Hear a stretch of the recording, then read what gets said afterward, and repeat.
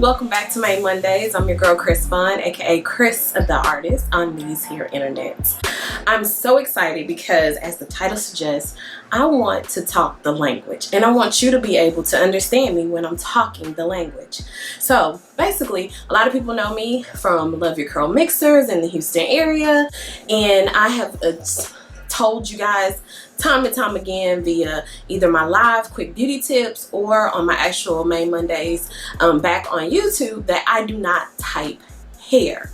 And I don't type hair because in my 10,000 plus hours of professional training over all these years, talking to everybody I can imagine professional, that is not an actual term within our profession.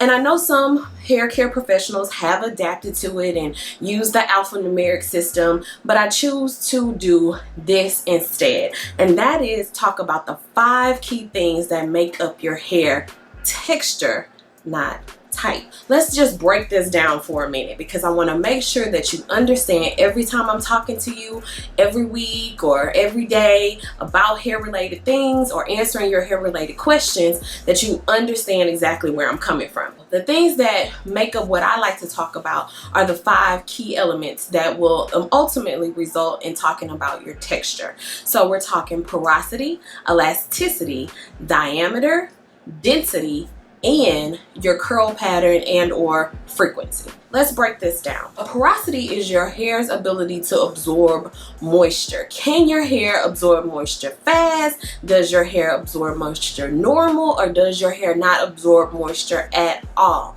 And this all is determined by your cuticle layer, that whether or not it opens up and closes properly, so to speak, or in a normal sense. So does your cuticle layer sit on your hair strand and keeps everything super tight and nothing can really get in there as far as water or oils or cream based products? Or does your cuticle kind of open up when asked to open up and allow creams and oils and water, hydration to get in there? Or does it just go whoop and let everything in all at once, super fast? So that's really what porosity is.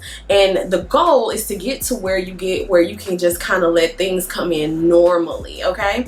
So you want to be able to allow moisture, oils, hydration, all of that to come in normally. And if you have it where it's like this, you'll notice that your hair is constantly dry.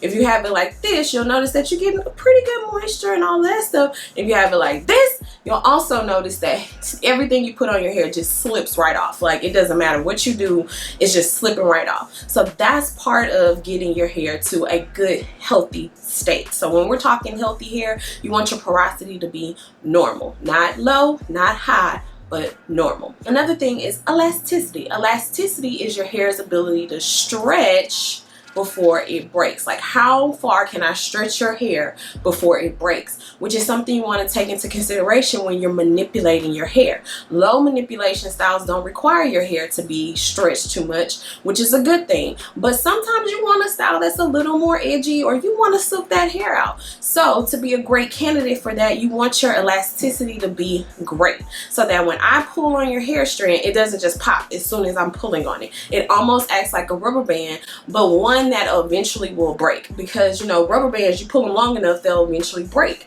But have you ever had a rubber band that you could feel it was dry and you could feel that it was crackly, and as soon as you pulled it, it popped? It's the same kind of concept with your hair. Can this, or I've also referred to it as a wooden stick. You know, when a stick is dampened, it can be manipulated a little more without it popping immediately. When it's super dry, it pops instantly, and then when it's over saturated, you manipulate that thing, it does all kind of crazy things that you do not necessarily want your hair to be in a position to do, because eventually it'll break as well, and it'll feel like mush.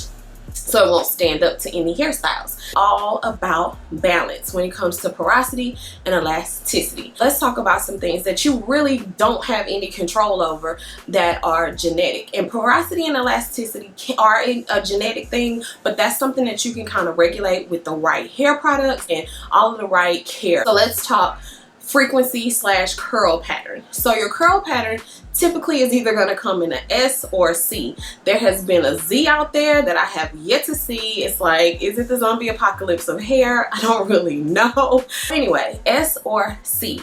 And the key is you want to look at how frequent does that S or C repeat on each individual hair strand. And that'll determine your frequency slash curl pattern. So do you have an S that like takes a little time, moves a little slow, work it on down, that kind of thing? Do you have an S or C that's like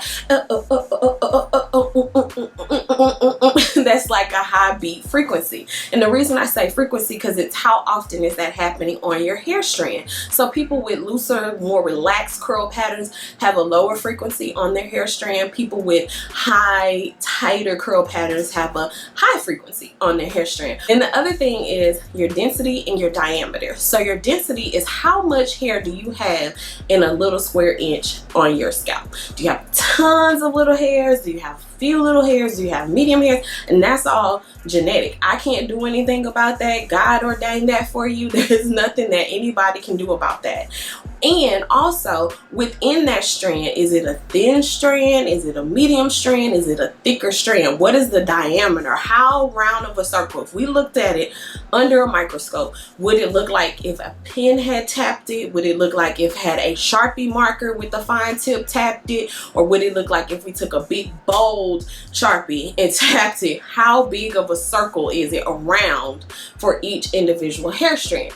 And because of this, you can have hair that is thicker in diameter but lower in density, which can also be thin hair. You can have so many combinations of it, which is why I don't type hair, because realistically it just doesn't make sense to put this one alphanumeric thing or two alphanumeric things, because there's so many different things happening with your hair throughout your scalp. Anytime you hear me talking to you about your hair questions being answered, I'm either going to reference the porosity, the elasticity, the diameter, the density, and or the pattern slash frequency. And that, my friend, is hair texture, not type. So because all five of those things can have so many variations, it's just a challenge to put it in such a small box of hair typing. I hope that helped you understand the language so that going forward you'll know exactly what it is that I'm talking about when I'm talking what I'm talking about. If you have anything that you'd like to see here featured on Mane Mondays, a question, a style, a color, whatever the case may be, feel free to send me an email at ManeMondays@gmail.com.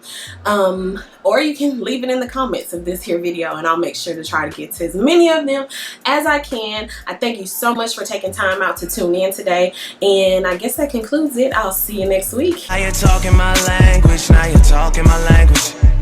Now you're talking my language, now you're talking my language. Now you're talking my language, now you're talking my language. Now you're talking my language, now you're talking my